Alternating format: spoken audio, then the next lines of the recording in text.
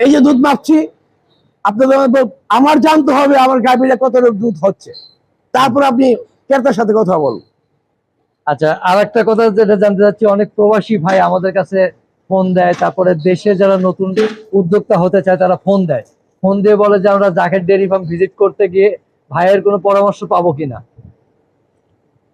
দেখেন, আপনারা ভালো করে জানেন, এই দেশের খামারিরাও জানে, টেকনাফটা জেলা পর্যন্ত একসময় দৌড়ে গিয়া লক্ষ লক্ষ খামারি আমি তৈরি করেছি। আমি তো মরে গিয়েছিলাম, মেরে ফেলছিল, বেকু দিয়া স্টেমুলা চালায়া মেরে ফেলছিল, গরু পেড়েতে বাচ্চা বন্ধ বার করে ফেলছিল। আপনারা জানেন আমি বাংলাদেশের নাগরিক, আমার শত শত গরু বেকু দিয়ে হাত পা ভেঙে ফেলছিল, এটা আপনারা জানেন, লুটপাট হয়ে গেছিল। আমি শুধু যাদের খামারি বানাইছি, যারা আমাকে আমি কল্পনা করতে পারলাম, জানতে পারতাম না এত প্রিয় মানুষ বাংলাদেশের হৃদয় জুড়ে আমি আছি, যাদেরকে শিখাইছি। সবাই কাঁদছে, কেউ বলছে আঙ্কেল আপনি ভেঙে যায়েন না। আমি বিদেশ থেকে আমি যে 1 কোটি টাকা থুবাইছি, আমাদের 50 লাখ টাকা আছে, আপনাকে দিয়ে দেবো, চিরজীবন চাবো না, আপনি দাঁড়ায় থাকেন, আপনাকে বাংলাদেশে ফিরে দেখতে চাই। এই প্রবাসীরা বলছে আঙ্কেল আমার 10 লাখ টাকা আছে, 20 লাখ টাকা আছে, আপনি নিয়ে যান, আপনি দিয়েন না, তবু আপনি বাংলার মাটিতে বেঁচে থাক, আমরা আপনার দেখতে চাই, আপনি ভেঙে যায়েন না। লক্ষ লক্ষ মানুষ এই বাংলাদেশের খামারিরা জায়গা দিবে, টাকা দিবে, তারপরে আমাকে বাঁচায় রাখবে। এই লক্ষ লক্ষ মানুষের ভালো করার ভালো সম্পদ, ভালো হৃদয়ের স্পন্দন দিয়ে বেঁচে আছি। আর এই জন্যই বললাম যে হারিয়ে না গেয়া যুদ্ধ করি দেশটাকে নিয়ে। তাই এই দেশ নিয়ে মনে করছ যে না আমার তো যুদ্ধ করতে হবে, আমার তো দেশ তো আর দেশ তো আমার দেশ তো আর মনে করছ লুটে লাগাও না। দেশ আমরা প্রত্যেকটা কৃষক শ্রমিকের, এই দেশ 86% কৃষকের, এই দেশ বেনজির আহমদের মতন মানুষের না। আসুন দেখুন, বাংলাদেশে এই কৃষকরা, এই খামারিরা বুকে ভালোবাসা বেঁধে এই বাংলাদেশকে বাঁচানোর জন্য শিশুদেরকে মনে করেছে ভালো মায়ের দুধের পাশাপাশি গাভীর দুধ খাওয়ানোর জন্য আজকে মনে করা হচ্ছে কৃষকরা গড়ে তুলছে এই বাংলাদেশের 80,000 খামার, স্বামী স্ত্রী মিলেমিশে চাষবাস করে, 2-4 গরু পালে। এই রাষ্ট্রের দেশ চলবেন, এই দেশে কৃষকের বেঞ্জিদের মতো মানুষের না। দেখবেন কত সচিব রিজার্ভ হয়ে গেছে গা, মিলিয়ন টাকার মালিক সচিবরা। এই সচিবরা দেশ গড়ে নাই, আমরা দেশ গড়ে নাই।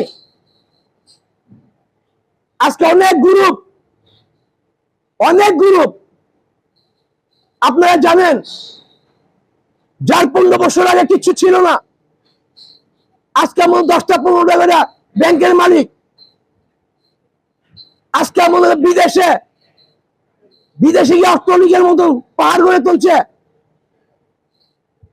আজকে দেশের টাকা পাঠায়া, দেশের টাকা মনে করা নিয়ে শত শত বাড়ি করছে।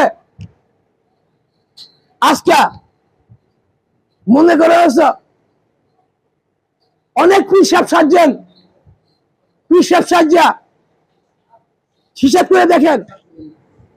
তাই মনে করেন আজকে না কিছু পদ না বলে নাই। এই কৃষকের, এই খামারিরা হৃৎস্পন্দনের রক্ত চুষে, রক্ত কেড়ে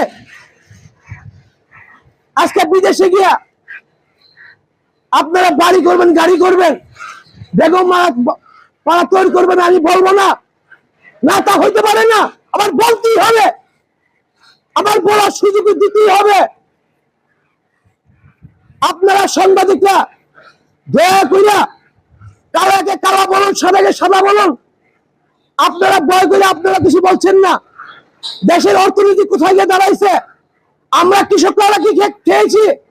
আমরা কৃষকরা কি লুট করেছি? আমরা কেন লুট হইলাম? আমরা কেন লুটের পাইতে পারলাম? একটা মেরেছি যদি 1 কোটি টাকা আমার মতন মানুষের কাছে নিতে পারে, আমার কাছে নিতে পারে।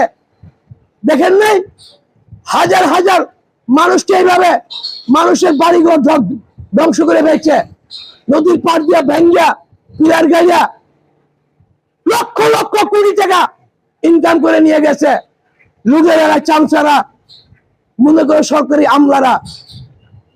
জাগন কৃষকরা, জাগন, জাগন খামারি ভাইয়েরা, জাগন। আমাদের ন্যায্য, আমাদের দেশ আমরা গড়তে চাই। সুমন ভাইয়ের মতন গর্জন দিয়ে দাঁড়ান বাংলাদেশে। এই যে বর্তমানে এমপি, এই যে এমপি সুমন, এরকম আর 10-20টা সুমন দাঁড়ায় যাক, বাংলাদেশে দাঁড়াবে, তাহলে দেশ পরিবর্তন হবে। আজকে মনে করছো কয়েকদিন আগে আমাদের লাইফ স্টকে মন্ত্রী আছিলেন, দেখছেন কিভাবে লুট করছে। এই বিদেশ থেকে যত অনুদান আসছে সব খাইছে সচিব আর মন্ত্রী, সব খাইছে তার বাইনার নাম আসছিল মাসুদ। মিলিয়ন মিলিয়ন ডলার সব লুট করছে 4-5 জন মানুষ মিললা। আমরা একটা কীটনাশক ট্যাবলেট পাই নাই, আমরা একটা নাপা ট্যাবলেট পাই নাই। ডাক্তার রাখছে মিলিয়ন মিলিয়ন টাকা খরচ করে, একটা ডাক্তার জিজ্ঞাসা করে নাই 50 বছরে খামার করি, 50 বছরের ভিতরে একটা ডাক্তার আসে নাই। এই আনোয়ার ভাই, তুই কেমন আছিস? তুই যে বাংলাদেশের এই ঢাকা শহর থাকা 6 টন দুধ তৈরি করছ, এত মানুষ শিশুদেরকে খাওয়াচ্ছ, তুই কেমন আছিস? একটা ডাক্তার বলে নাই, একটা লাইফ স্টাইলের মানুষ বলে নাই। যা করেছি আমার উদ্যোগটায়, আমার কষ্টের ফসল রাষ্ট্রকে দিয়েছি, আমার কষ্টের ফসল এই দেশবাসী কৃষককে দিয়েছি।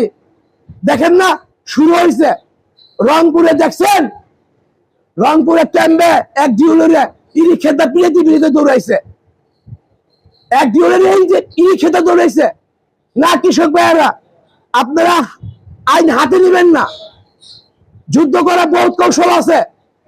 রাস্তায় নামুন, সাংবাদিক সম্মেলন করুন, আসেন আমরা দাঁড়ায় যাই, আমরা ফসল ফলাবো, আমরা মাছ ফলাবো, আমরা মুরগি ফলাবো, আমরা দুধ ফলাবো, আমরা মাংস, তো গরুর মাংস ফলাবো। আমাদের উপর স্টেমুলার কেন? আমাদের খাবারের মূল্য এত কেন?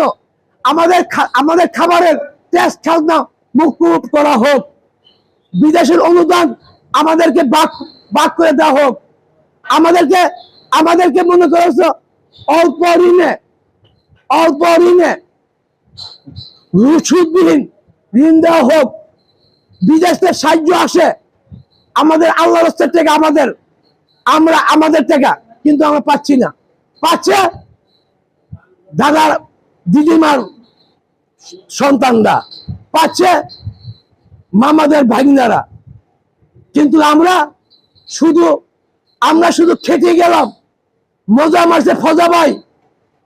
এই দেশের মেহনতি মানুষকে বলবো, শ্রমিক কৃষক মেহনতি মানুষ, দাঁড়ান রাজপথে, যার যার ন্যায্য হিস্সা আমাদেরকে দেওয়া হোক। আমরা এই দেশের নাগরিক, আমরা বাঁচতে চাই।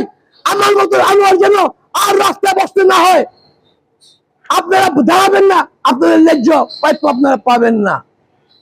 আসুন একতা খামারি ভাইয়েরা, আমরা রাতে একসাথে উঠা স্লোগান দেই, একতার বড় হয় বলিয়ান, আকাশে উড়াই বিজয় নিশান। আমরা একতার বড় বলিয়ান হইতে হবে, আকাশে বিজয় নিশান উড়াইতে হবে। দেশটা শেষ করে ফেলছে লুটেরা। এই 15 বছর 20 বছরে এই দেশটা 100 বছরের মাঝে খাড়া করতে পারবে না। চলে গেছে মুষ্টি কিছু লোক, লয়ে গেছে, দেশটা খালি করে ফেলছে। আর আমাদের রক্ত সিনা রক্ত দিয়া চারটা সরকার বাঁচতে চেষ্টা করছে। কিন্তু আমি বলতে চাই, আমাদের সিনার রক্ত আর চুষেন না, আমাদের বাঁচার অধিকার আছে, আমাদের বাঁচতে দেন। নাহলে আগামীতে এই দেশে দুর্বল আন্দোলন চলে গড়ে তুলবো, কৃষকরা সব রাস্তায় দাঁড়িয়ে যাবে, চেতন লেলে ধরে যাবে। তখন যারা লুট করছেন, যারা মনে করেছে আমরা খেটে গেলাম, ফজরা যা মজা মারছেন, ফজরা কিন্তু খুঁজে পাওয়া যাবে না। এই বলে শেষ করছি। আসসালামু আলাইকুম। বেঁচে থাক বাংলাদেশ, বাংলাদেশ দীর্ঘজীবী হোক, বাংলাদেশ এগিয়ে যাক, এই প্রত্যাশা নিয়ে আমি আনোয়ার, আমি খেটে খাওয়া মানুষ, আমি ডানা ভিজা পাখির মতো ছটপটা স্লোগান দিচ্ছি, আসবো আমরা আবার, হুঙ্কার দিয়া আসবো আমরা আবার, দেশ গড়া কারিগররা দেখবেন আপনারা সবাই। আসুন বাঙালি একাত্তর ধারিয়ে যাই, আসুন। এই বলে শেষ করছি। আসসালামু আলাইকুম।